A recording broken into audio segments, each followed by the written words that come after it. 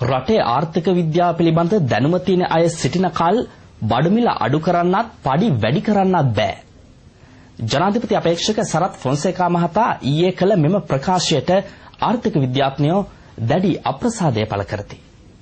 මේ රටේ ආර්ථික විද්‍යාව ගැන දැනුම තියෙන අය ඉන්නකම් බඩු මිල කවදාවත් අඩු කරන්නත් බෑ. පඩි කවදාවත් වැඩි කරන්නත් බෑ. මේ රටේ ආර්ථික විද්‍යාව ගැන දැනුම තියෙන අය ඉන්නකම් බඩු මිල කවදාවත් අඩු කරන්නත් බෑ. පඩි කවදාවත් වැඩි කරන්නත් බෑ. දැන් එතුමා ඇලඩින්ගේ පුදුම පහන අතේ තියාගෙන ඉන්නා වගේ වරින් වර මේ වගේ ප්‍රකාශ කරනවා. ආර්ථික විද්‍යාව පිළිබඳව කිසිම දැනුමක් නැතුව අදම ගන්නේ මූලික අංක ගණිතය පිළිබඳව දැනුමක් නැතුව මේ විදිහේ වැරදි ප්‍රකාශ කරනකොට ආර්ථික විද්‍යාඥයන්ගේ යුතුයකමක් තියෙනවා ඒවා නිවැරදි කිරීම එහෙම නැත්නම් සත්‍ය තත්ත්වෙ පෙන්වා දීම. එතුමාගේ උදාහරණයට හේතු වෙලා තින්නේ මේ විදිහට පසුගිය කාලයේදී එතුමා කරපු ප්‍රකාශ පිළිබඳව ආර්ථික විද්‍යාඥයෝ නිවැරදි තත්ත්වය පෙන්වා දීමයි කියලා මම හිතනවා. මේ වගේ ප්‍රකාශ කරන්නේ එතුමා ආර්ථික විද්‍යාව පිළිබඳව දැනුමක් නැති නිසා කියලා මම අදහස් කරනවා.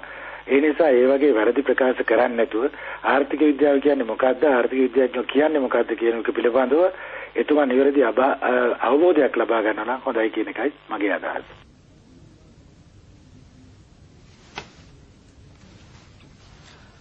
එක්සත් ජාතික පෙරමුණු සමුළුවේදී ස්වාධීන රූපවාහිනී මාධ්‍යවේදීන්ට පහර දීමේ සිද්ධියේ සියලු සැකකරුවන් අත්අඩංගුවට ගැනීමට තවදුරටත් රහස් පොලිස් විමර්ශන. අප මාධ්‍යවේදීන් එජාප මැර ප්‍රහාරයට ලක් වූයේ පසුගිය 5 වනදා වැලිසරදී පැවති සමුළුව වාර්තා කිරීමට ගිය අවස්ථාවේදී. සිද්ධියෙන් තුවාල ලැබූ ස්වාධීන රූපවාහිනී මාධ්‍යවේදීන් කිහිප දෙනෙකුට රෝහල්ගතවද ප්‍රතිකාර ලැබීමට සිදුවිය. මැර ප්‍රහාරය සම්බන්ධයෙන් විමර්ශනය කළ අපරාධ පරීක්ෂණ දෙපාර්තමේන්තුව සැකකරුවෙකු අත්අඩංගුවටගෙන අධිකරණය වෙත ඊයේ ඉදිරිපත් කළ අතර ඔහු රක්ෂිත බන්ධනාගාරගත කරනු ලැබ සිටි.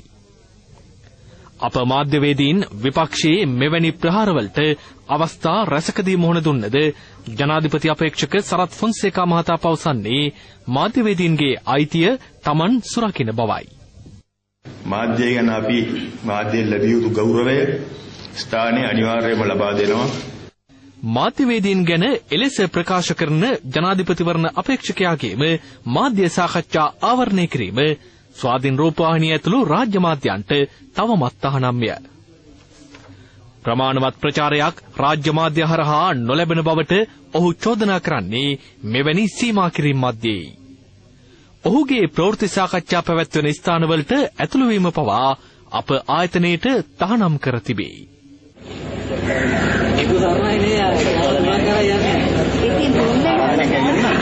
අපිට විශ්ෙන් කතා කරලා කිව්වා අපේ ඉතියේ නෑ අපි ආරාධනා කරලා නෑ.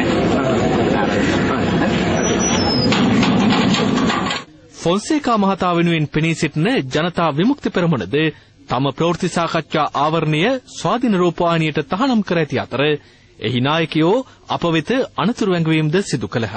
හැම මහත්මයෙකුම මතක තියාගන්න ඕන නැවත ජනතා විමුක්ති පෙරමුණේ කිසිදු මාධ්‍ය සාකච්ඡාවකට හෝ මාධ්‍ය ආවරණය ජාතික රූපවාහිනිය ITN කැඳවන්නේ නැහැ.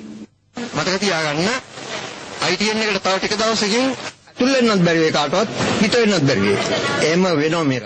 ෆොන්සේකා මහතා වෙනුවෙන් පෙනී සිටින රනිල් වික්‍රමසිංහ මහතා මීට පෙර අවස්ථාවකදී මාධ්‍යවේදීන්ට මෙලෙස අදහස් දක්වා තිබින. අපි කතා කරලා ඔයගොල්ලෝ ඔක්කොමලා මහාන කරන්නේ. ෆොන්සේකා මහතා වෙනුවෙන් පෙනී සිටින තවත් පුද්ගලයෙකු වන මංගල සමරවීර මහතා පසුගියදා ප්‍රවෘත්ති සාකච්ඡාවකදී මාධ්‍යවේදිනියක නැගූ ප්‍රශ්නයකට ප්‍රතිචාර දැක්වූයේ මෙලෙසිනි. නෑ මේ කරුණාකරලා අපිට ඒව කියන්න එපා. මොකද අපි නිශ්චිත කාරණාවකට ඒ නිසා අහන්න නිකන් පඬිත කතා කියන්න ඕනේ අහන්න. ඔහුගේ කණ්ඩායම නියෝජනය කරන තවත් හිමිනමක මාධ්‍ය සම්බන්ධයෙන් පසුගිය දිනක මෙලෙස අදහස් පළ කර තිබින. රූපවාහිනියයි ITN එකයි එපා. මාත් මෙතන එනකොට බැලුවා රූපවාහිනියයි ITN එකයි තියෙනවා නම් මේක ගලවලා වීසි කරන්න ඕනේ දැන්. මෙවැනි පසුබිමක් යටතේ ෆොන්සේකා මහතා සම්බන්ධයෙන් අපට වාර්තාකරණයේ නියැලීමට ඇති ඉඩකඩ පිළිබඳව තීරණය කිරීම අපි ප්‍රේක්ෂක ඔබට බාර කරමු.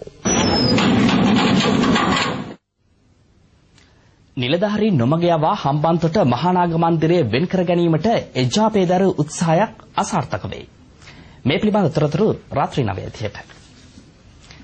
නව ප්‍රජාතන්ත්‍රවාදී පෙරමුණේ අපේක්ෂකයාගේ ඡන්දයෙන් විධායක අගමැති වීමට රනිල් සේන දකි.